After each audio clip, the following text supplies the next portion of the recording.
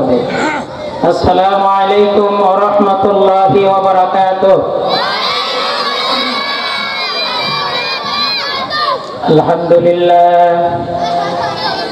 الحمد لله الذي جعل الشمس والقمر بحسبان والنجم والشجر يسجدان وفضل زمانا على زمان كما فضل مكانا على مكان وإنسانا على إنسان ونشهد أن لا إله إلا الله وحده لا شريك له ونشهد أن سيدنا وسندنا وحبيب ربنا وطبيب قلوبنا ومولانا محمد الذي أرسله الله تعالى بالحق بشيرا ونذيرا وداعيا إلى الله بإذنه وسراجا وقمرا منيرا وبعد فقد قال الله تعالى في كلامه المجيد أعوذ بالله من الشيطان الرجيم بسم الله الرحمن الرحيم وإذ قال إبراهيم رب أرني كيف تحيي الموتى قال أولم تؤمن قال بلى ولكن ليطمئن قلبي قال فخذ أربعة من الطير فصرهن إليك ثم اجعل على كل جبل منهن جزءا ثم ادعهن يأتينك سعيا واعلم أن الله عزيز حكيم وقال الله تعالى في شأن حبيبه ومحبوبه مخبرا وآمرا إن الله وملائكته يصلون على النبي يا أيها الذين آمنوا صلوا عليه وسلموا تسليما درود إبراهيم পড়ে اللهم صل على محمد وعلى آل محمد كما صليت على إبراهيم وعلى آل إبراهيم إنك حميد مجيد اللهم بارك على محمد وعلى آل محمد كما باركت على إبراهيم وعلى آل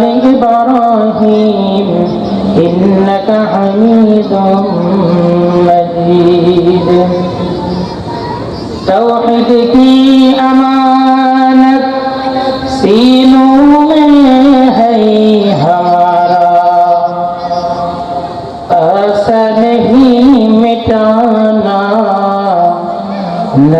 मोनिशा हमारा बलगल उला बिकमालिही कशफद्दुजा बिजमालिही हसनत जमीउ खिसालिही सल्लल्लाहु अलैहि व आलिहि मुहम्मद ने आकर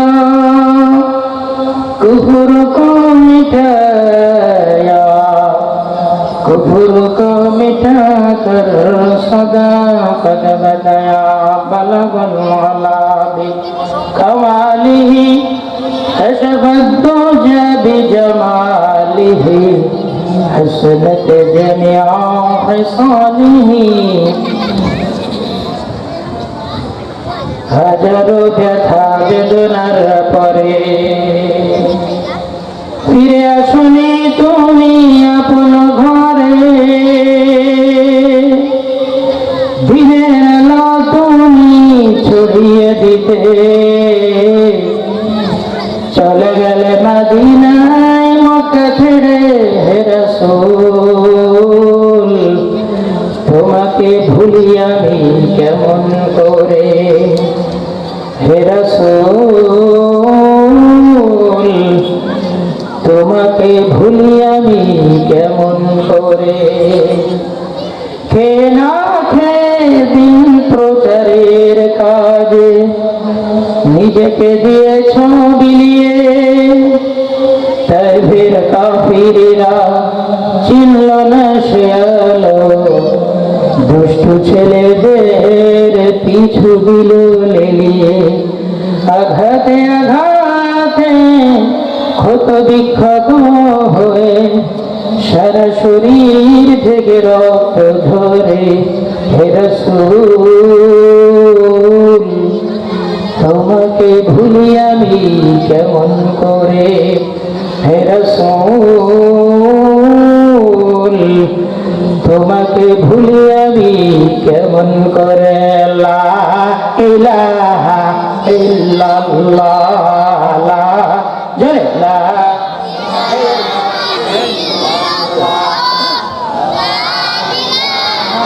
ইল্লাল্লাহ, লা ইলাহা জয় লা ইলাহা জয় লা ইলাহা।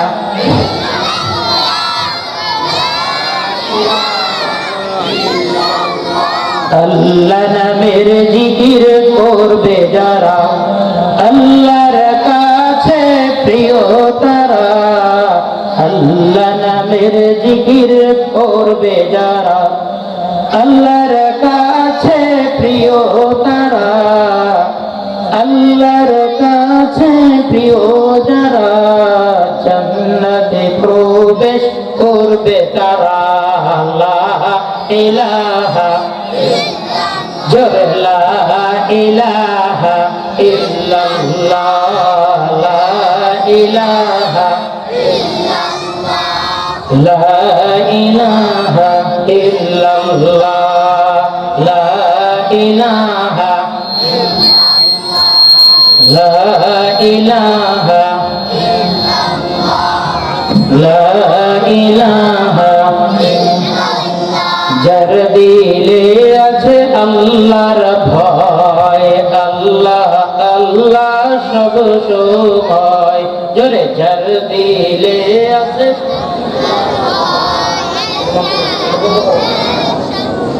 আহার নিজেরা ভালো লাগে না, ভালো লাগে শুধু ইল্লাল্লাহ, লা ইলাহা ইল্লাল্লাহ, লা ইলাহা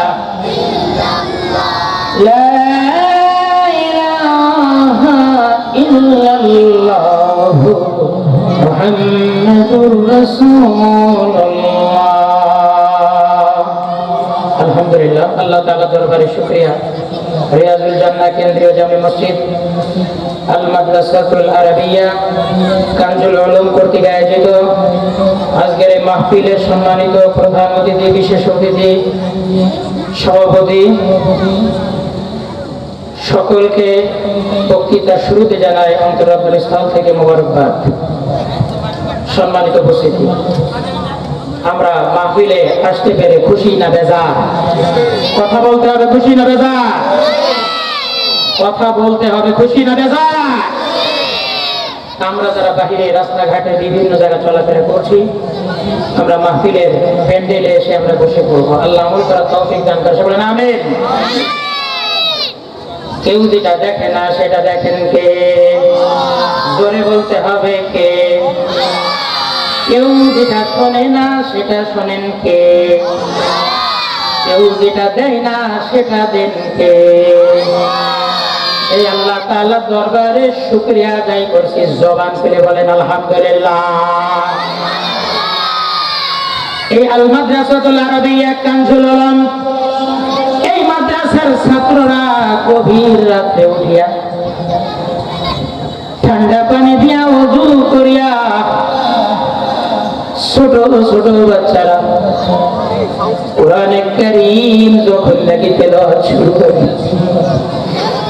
সমস্ত মহল্লার মানুষ যখন নাকি ঘুমিয়ে থাকে, গভীর ঘুমের ভিতরে যখন আমরা থাকি, এই নিষ্পাপ ছোট ছোট মাদ্রাসার ছাত্ররা, আল মাদ্রাসাতুল আরাবিয়া কানজুল উলুমের ছাত্ররা আরামের ঘুমকে হারাম করিয়া ঠান্ডা পানি দিয়া ওযু করিয়া কোরআনে কারীম খুলিয়া যখন নাকি সবক পড়া শুরু করে, কোরআন খুলিয়া যখন নাকি সে পড়তে থাকে, যেখানে যে পাড়ায় যে ছাত্র সবক আছে, যে সূরায় সবক আছে, ওই ছাত্র সবক তেলাওয়াত করতে থাকে। এই ছাত্রদের ওসিলা করিয়া গোটা মহল্লার ভিতরে আমার আল্লাহ তাআলা রহমত নাজিল করেন। জবান খুলে বলেন সুবহানাল্লাহ। আরে জোরে বলতে হবে সুবহানাল্লাহ। এই মাদ্রাসা আজকে যে মাহফিলের আয়োজন করেছে, খুশি না বেজার? জবান নাই, খুশি না বেজার? এই মাদ্রাসার মুহতামিম যিনি আছেন, হাফেজ মাওলানা নজরুল ইসলাম কাসেমী সাহেব, হুজুর যখন দোয়া করবেন, মহল্লাবাসীর জন্য দোয়া করবেন, ছাত্রদেরকে নিয়ে আল্লাহ তাআলার দরবারে হাত তুলবেন, আর এই দোয়ার মাধ্যমে আজকের আমাদের এই মাহফিল শেষ হবে। যেটা বলছিলাম, গভীর রজনীতে এই ছাত্ররা যখন নাকি কোরআনে পাকের তেলাওয়াত করে, আমার মাওলা আমার আল্লাহ তাআলা খুশি হয়। আল্লাহ তাআলা ডাক দিয়ে বলো, ফেরেশতারা দেখ, পুরো মহল্লার মানুষ ঘুমায় আছে, কেউ গুনাহের কাজে লিপ্ত আছে, কিন্তু এই কানজুল উলুম মাদ্রাসার ছাত্ররা তারা এই ঠান্ডার ভিতরে ঘুমায় না, তারা সবক পড়ে, তারা হাফেজ হওয়ার জন্য চেষ্টা করে। আর এই ছাত্র যখন নাকি হাফেজে কোরআন হয়ে যায়, এই হাফেজে কোরআনের মর্যাদাকে বাড়িয়ে দেন তিনি কে? জোরে বলেন তিনি কে? কিয়ামতের ময়দানে হাফেজে কোরআনের পিতামাতাকে আমার আল্লাহ তাআলা নূরের মুকুট পরায়া দিবেন। সুবহানাল্লাহ। এই ছাত্ররা এই মহল্লার জন্য বরকত। ছাত্ররা এখানে লেখাপড়া করে, নামাজ আদায় করে, কোরআন পড়ে, আর এই ছাত্ররা আদব কায়দা তালিম তরবিয়াত ভদ্রতা মাদ্রাসার ভিতরে তাদেরকে শেখানো হয়। কথা বলেন ঠিক কিনা? বাংলার জমিনে দেখবেন অনেক সন্তান আছে যারা মা বাবাকে খাবার দেয় না, মা বাবার সাথে বেয়াদবি করে, মা বাবার সাথে নাফরমানি করে, আছে না নাই বলেন? কিন্তু মাদ্রাসাতে ছাত্রদেরকে ভদ্রতা শেখানো হয়, মাদ্রাসার উস্তাদেরা শেখায়, ও ছাত্র যখন নাকি বাড়ি যাইবা, বাসায় যাইয়া তোমার বাবার সাথে মুসাফা করবা, বাবার থেকে তুমি দোয়া নিবা, মাকে জড়িয়ে ধরবা, মায়ের থেকে দোয়া নিবা, এইগুলা মাদ্রাসার ভিতরে শিক্ষা দেওয়া হয়। কথা বলেন ঠিক না?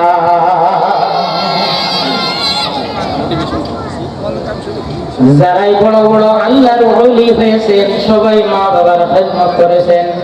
মাদ্রাসার খেদমত করেছেন, উস্তাদের খেদমত করিয়া তারা আল্লাহর ওলি হয়েছেন। কথা বলেন ঠিক না?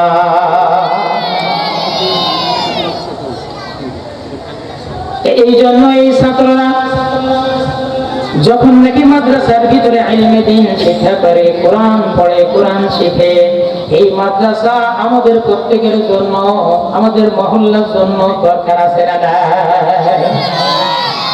আমাদের প্রত্যেকটা ঘরে ঘরে মাদ্রাসা হওয়া দরকার। কথা বলেন ঠিক না? প্রত্যেকটা ঘরে কোরআনের তেলাওয়াত দরকার, প্রত্যেকটা ঘরে ঘরে কোরআন শিক্ষা দরকার। কোরআন শিক্ষা, কোরআনের তেলাওয়াত যদি ঘরের ভিতরে না থাকে, তাহলে ওই ঘরের ভিতরে আল্লাহর রহমত থাকে না। বাইজিদ বুস্তামির ঘটনা আমরা অনেকেই শুনেছি। বাইজিদ বুস্তামির ঘটনার ভিতরে আছে হযরত বাইজিদ বুস্তামি, মা যখন হযরত বাইজিদ বুস্তামিকে মাদ্রাসায় ভর্তি করলেন, উস্তাদের কাছে নিয়ে গেলেন। মা উস্তাদকে বললেন, আমার বাইজিদ যতদিন আলেম না হবে, উস্তাদজি আমার বাইজিদকে আপনি ছুটি দিবেন না। কিছুদিন যখন চলে গেল, বাইজিদ ছোট মানুষ, মায়ের জন্য খারাপ লাগে, কষ্ট লাগে।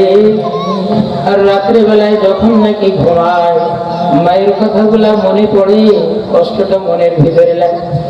উস্তাদের কাছে যায়, বলে, উস্তাদজি আমার মন চাই মাকে যদি একবার দেখতে পেতাম। উস্তাদজি বললেন, তুমি 20 পারা হিফজ করবা, এরপরে তোমাকে আমি ছুটি দিব। 20 পারা হিফজ না হওয়া পর্যন্ত তোমার মায়ের সাথে সাক্ষাৎ করতে দিব না। বাইজিদ ছোট মানুষ, কোরআন নিয়ে বসেছে, বারবার কোরআন পড়ছে, কোরআনের আয়াতগুলা বারবার তেলাওয়াত করে। বাইজিদ বলে, কোরআনের যে আয়াতটা আমি তেলাওয়াত করি, যে আয়াতটা আমি পড়ি, কেমন যেন আমার কাছে পরিচিত পরিচিত লাগে। কারণ বাইজিদ যখন গর্ভে ছিল, বাইজিদের মা কোরআন তেলাওয়াত করেছে। বাইজিদ বুস্তামি 20 পারা কোরআনের হাফেজ হয়ে গেলেন। 20 পারা যখন নাকি তেলাওয়াত হয়ে গেল, হাফেজ হয়ে গেল, হুজুরের কাছে যে বললেন, উস্তাদজি মাজানকে দেখতে মনে চায়, আমি একবার এক নজর আমার মাকে দেখে উস্তাদজি আমি আবার মাদ্রাসায় চলে আসবো। উস্তাদ দেখলেন 20 পারা যেহেতু এই সন্তান অল্প দিনেই পড়ে ফেলেছে, তাকে ছুটি দেওয়া যায়। তৎকালীন সময় গাড়ি ঘোড়ার ব্যবস্থা এত ভালো ছিল না। বাড়ি যেতে যেতে রাত হয়ে গেল। দরজার সামনে যে বলে, মা, ও মা, আমি তোমার বাইজিদ, দরজাটা খোলো। মায়ের আওয়াজটা পরিচিত পরিচিত লাগে, কণ্ঠটা পরিচিত পরিচিত লাগে। মা কিন্তু দরজা খুলছে না, সন্তান দাঁড়িয়ে আছে। মাকে আবার ডাক দিয়ে বলে, রে মা, দরজাটা খোলো। ও মা, দেখো আমি তোমার সন্তান বাইজিদ তোমার দরজার কাছে। মা ডাক দিয়ে বলছে, কণ্ঠটা পরিচিত লাগে ঠিক আছে, কিন্তু আমার সন্তান বাইজিদকে আমি উস্তাদজির কাছে যখন দিয়েছি, তখন বলছি আলেম না বানায়া উনাকে আপনি ছুটি দিবেন না। আমার জানা মতে এত অল্প দিনে আলেম হতে পারে না। তুমি যদি আমার সন্তান বাইজিদ হয়ে থাকো, তাহলে তোমাকে বলবো তুমি ফিরে যাও। আমি মা তোমার সাথে সাক্ষাৎ করতে রাজি না, যতক্ষণ পর্যন্ত তুমি আলেম না হইয়া আমার কাছে আসছো। তুমি আলেম হয়ে আসবা, এরপরে মা আমি তোমার সাথে সাক্ষাৎ করব। আলেম না হওয়া পর্যন্ত তোমার সাথে আমি সাক্ষাৎ করব না।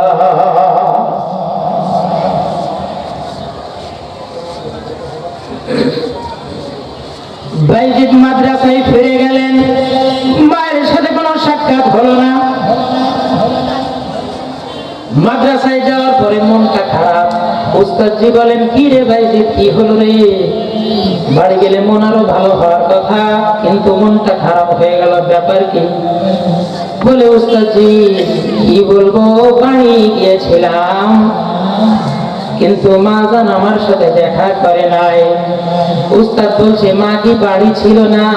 বলে হ্যাঁ বাড়ি ছিল, কিন্তু মা দরজার ভিতর থেকে আওয়াজ দিছে, সন্তান যতক্ষণ পর্যন্ত আলেম না হবা ততক্ষণ পর্যন্ত আমি মা তোমার সাথে সাক্ষাৎ করব না। উস্তাদ মাথায় হাত বুলিয়ে দিলেন, সন্তানকে বললেন, এই সন্তান শোনো, এই ছাত্র শোনো, তোমার মা তোমার জন্য ভালোই চেয়েছে। বাইজিদ আর মায়ের কথা মনে করে না। বাইজিদ কিতাব পড়ে হাফেজ হলো, এরপরে আলেম হয়ে গেল। বাইজিদ যখন নাকি আলেম হয়ে গিয়েছে, বাইজিদের উস্তাদ দিন তারিখ ধার্য করছে, বাইজিদকে পাগড়ি প্রদান করাইবে, সম্মানিত করাইবে। আজকে যেমন এই মাদ্রাসার ছাত্রদেরকে পাগড়ি দেওয়া হবে, ঠিক তেমনি বাইজিদের উস্তাদও পাগড়ি করা পড়াবার জন্য দিন তারিখ নির্ধারণ করলেন। বাইজিদের উস্তাদ রাত্রেবেলায় ঘুমিয়ে গিয়েছে, ঘুমের ভিতরে স্বপ্নে দেখে আমার নবী, দয়ার নবী, মাহবুবে নবী, বিশ্ব নবী বাইজিদের উস্তাদকে স্বপ্ন দেখায়। এ উস্তাদ শোনেন, আপনার ছাত্র যে বাইজিদ, বাইজিদকে তো আজকে আপনি পাগড়ি পরাইবেন, কিন্তু আমি নবী আপনাকে অনুরোধ করি, শোনেন, আমার বাইজিদকে পাগড়ি একটা পরাইবেন না, আমার বাইজিদকে পাগড়ি পরাইবেন দুইটি। আল্লাহু আকবার। দুইটি পাগড়ি পরাইবেন, একটি পরাইবেন তার এই যে আলেম হয়েছে এই জন্য পাগড়ি পরাইবেন, আর দ্বিতীয়টা পাগড়ি পরাইবেন বাইজিদ তাসাউফের লাইনে অনেক দূর এগিয়ে গিয়েছে, অনেক অগ্রসর হয়েছে, এই জন্য আরেকটা পাগড়ি তাসাউফের পাগড়ি বাইজিদকে পরাইয়া দিবেন। আল্লাহু আকবার। তাহলে বাইজিদ যে মাদ্রাসায় পড়েছে, ঘন ঘন বাইজিদ কিন্তু বাড়ি যায় নাই, কথা বলেন ঠিক না? কোরআনের আয়াত আমি তেলাওয়াত করেছিলাম, وَإِذْ قَالَ إِبْرَاهِيمُ رَبِّ أَرِنِي كَيْفَ تُحْيِي الْمَوْتَى قَالَ أَوَلَمْ تُؤْمِنْ قَالَ بَلَى وَلَكِنْ لِيَطْمَئِنَّ قَلْبِي وَإِذْ قَالَ إِبْرَاهِيمُ ইব্রাহিম আলাইহিস সালাম বললেন, রব্বি আরিনি কাইফা তুহিল মাউতা, হে আল্লাহ মৃত্যুকে কিভাবে জীবিত করবা আমাকে একটু দেখাও। তাফসীরে মাযহারিতে আছে, হযরত ইব্রাহিম আলাইহিস সালাম একদিন দেখলেন সমুদ্রের পাশে একটা মরা গাধা আছে। এই মরা গাধাটা যখন নাকি সমুদ্রের পানিতে জোয়ার আসে, জোয়ারের পানি যখন নাকি বাড়ে, ওই সমুদ্রের ভিতরে যে জন্তুগুলা আছে ওই মরা গাধার থেকে বিভিন্ন অংশগুলা তারা খায়। আর যখন নাকি পানি চলে যায়, ভাটি হয়ে যায়, তখন জঙ্গলের হিংস্র প্রাণীগুলা ওই মরা গাধা থেকে খায়। জোয়ারের সময় পানির ভিতরে যে জন্তুগুলা আছে তারা খায়, আর যখন নাকি ভাটা হয়ে যায় তখন জঙ্গলের হিংস্র প্রাণীগুলা ওই গাধার থেকে খায়। ইব্রাহিম আলাইহিস সালামের ভিতরে প্রশ্ন জন্মাইলো, এই মরা গাধাকেও জীবন দান করতে পারে, জীবিত করতে পারে কে? আর জোরে বলতে হবে কে? وَإِذْ قَالَ إِبْرَاهِيمُ رَبِّ أَرِنِي, হে আল্লাহ আমাকে দেখাও, কাইফা তুহিল মাউতা, হে আল্লাহ মৃত্যুকে কিভাবে জীবিত করবা আমাকে দেখাও। قَالَ أَوَلَمْ تُؤْمِنْ, আল্লাহ বললেন ইব্রাহিম তোমার কি বিশ্বাস হয় না? قَالَ بَلَى, বলে হ্যাঁ আল্লাহ বিশ্বাস হয়, ওয়ালাকিন লিয়াতমাইন্না কলবি, আল্লাহ আমার বিশ্বাস হয় কিন্তু অন্তরের প্রশান্তির জন্য। সুবহানাল্লাহ বলেন। আল্লাহ তাআলা বললেন, ক্বালা ফাখুয আরবাআতাম মিনাত তায়র, ইব্রাহিম চারটা পাখি ধরো, ফাখুয আরবাআতাম মিনাত তায়রি ফাসুরহুন্না ইলাইকা, সুম্মা জাআল আলা কুল্লি জাবালিন মিনহুন্না জুজআন সুম্মা দুহুন্না ইয়াতিনাকা সায়া। আল্লাহ তাআলা বললেন আরবাআতাম মিনাত তায়র, পাখি ধরবা চারটি, এই চারটি পাখিকে টুকরা টুকরা করিয়া ভালো করে মিলাইয়া ফেলবা। এরপরে বিভিন্ন পাহাড়ের পরে অংশগুলাকে রেখে আসবা। এরপরে সুম্মা দুহুন্না, এরপরে তাদেরকে ডাক দিবা ইয়াতিনাকা সায়া, দেখবা কি হয়। ইব্রাহিম আলাইহিস সালাম আল্লাহ তাআলার নির্দেশ মোতাবেক এই কাজই করলেন। পাখিকে টুকরো টুকরো করে পাহাড়ের পরে রাখলেন। এরপরে যখন নাকি ডাক দিলেন, ডাক দেওয়ার সঙ্গে সঙ্গে পাখিগুলা জীবিত হয়ে দৌড়ায়া ইব্রাহিম আলাইহিস সালামের কাছে চলে এসেছে। সুবহানাল্লাহ। ওয়া'লাম আন্নাল্লাহা আজিজুন হাকীম। কাইফা তুহিল মাউতা, মৃতকে জীবিত করার মালিক কে? জোরে বলেন কে? আমরা যে মারা যাব, মারা যাওয়ার পরে আবার আমাদেরকে জীবিত করবেন কে? ওই যে আল্লাহ তাআলা জীবিত করবেন, ওই হাসরের ময়দানে আমাদেরকে দাঁড়াইতে হবে। রবের সামনে, মালিকের সামনে আমাদেরকে দাঁড়াইতে হবে। আল্লাহ তাআলার সামনে দাঁড়ায়া যখন নাকি আমরা আল্লাহ তাআলার সামনে উপস্থিত হয়ে যাব, আল্লাহ তাআলা দেখবেন আমাদের আমলনামা যদি সুন্দর হয়, আমাদেরকে জান্নাত দিয়ে দিবেন কে? জোরে বলেন জান্নাত দিবেন কে? আমরা জান্নাত চাই কি চাই না? জোরে বলেন জান্নাত চাই কি চাই না?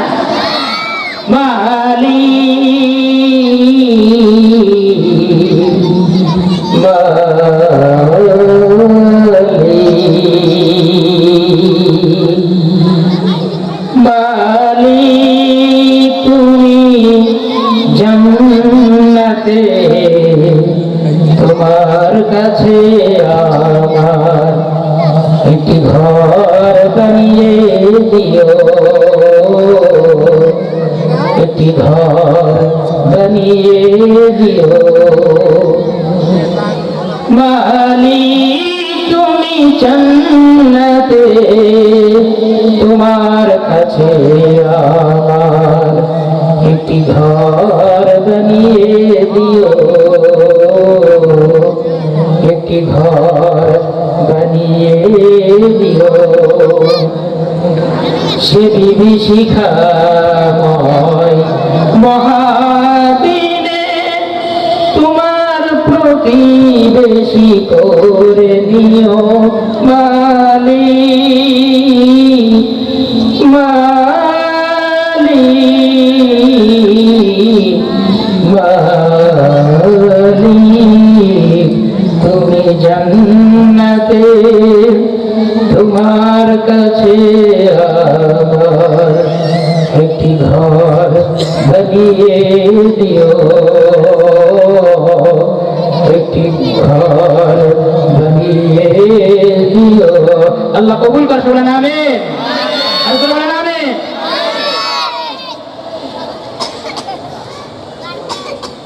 সম্মানিত উপস্থিতি, আমাদের নবী শেষ নবী, আমাদের নবীর পরে আর কোন নবী আসবে? কথা বলতে হবে, আমাদের নবীর পরে আর কোন নবী আসবে? কাদিয়ানীরা কাফের, অমুসলিম ঘোষণা করতে হবে।